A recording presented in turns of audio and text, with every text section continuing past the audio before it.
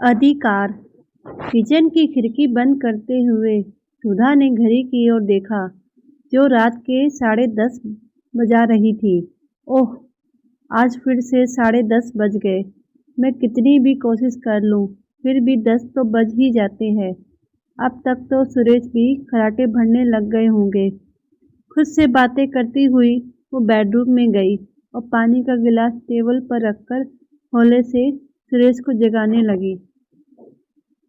सुनो, कहते हुए उसके बालों में अपनी उंगलियां फिराने लगी। ओहो, मुझे सोने दो, कल बात करते हैं। बंद आंखों से ही सुरेश ने झल्लाते हुए सुधा का हाथ झटक दिया और मुंह झाँप कर सो गया।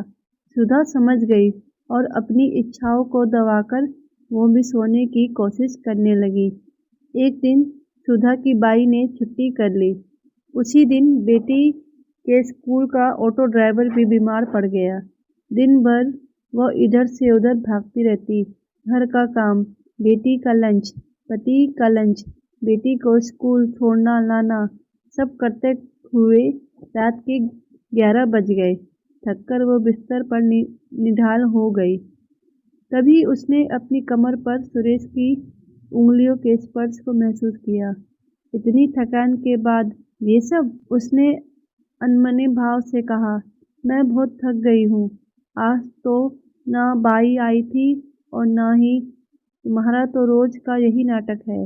आखिर तुम्हारा पति हूँ, तुम पर मेरा पूरा अधिकार है और मेरी इच्छा पूर्ति करना तुम्हारा कर्तव्य है। सुधा का हाथ पकड़ते हुए सुरेश तीखे स्वर में बोला तो सुधा भड़क उठी।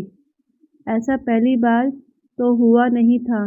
जब भी वो अपनी इच्छा जाहिर करती तो सुरेश कोई न कोई बहाना बना देते और उसकी इच्छा जाने अपनी मर्जी उस पर थोप देते। इतने महीनों का गुबार उसने आज निकाल ही दिया। बोली, अच्छा, तो आज आपको पति के अधिकार की याद आई। आपका मन करे तो पति का अधिकार और मेरा मन करे तो दुत्कार। आपको ना कहने का अधिकार है और मुझे नहीं। तो सुनिए पतिदेव जी, शादी में जितने मंत्र आपने पढ़े थे उतने ही मैंने भी, और जितने फेरे आपने लिए थे उतने ही मैंने भी लिए थे। इसलिए तेरे मेरे की बात तो करिए मत। उस दिन फोन पर तो अपनी बहन को अधिकार की लंबी चौड़ी परिभाषा बताते हुए कह रहे थे कि तुम्हारे भी अधिकार है घूमने फिरने का। नरेंद्र, बहन का पति को तुम्हें मना करने का कोई अधिकार नहीं है। क्यों? आप पति है और नरेंद्र जी नहीं? कहते हुए उसने एक गहरी सांस ली।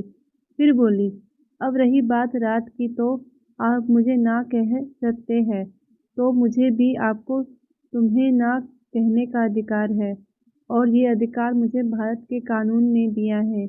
जब किसी महिला ने एक बार ना कह दिया तो वो उसकी असहमति होती है।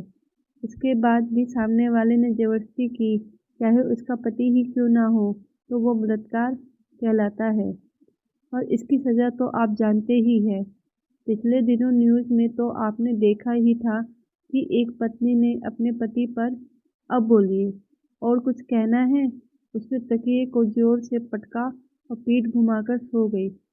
पत्नी का ऐसा रौद्र रूप सुरेश ने पहली बार देखा था। उसे याद आया, कुछ दिन पहले ही अग्रवाल साहब उसे ऐसा ही कुछ बता रहे थे। बाप रे! वो बुदबुदाया। कमबख्तों ने पढ़ी लिखी पत्नी के फायदे तो चुन चुन कर गिनवाए, लेकिन नुकसान एक भी नहीं बताया। सत्यानाश हो उनका। और फिर वो भी करवट बदलकर सोने का प्रयास करने लगा, क्योंकि अब कोई चारा नहीं था।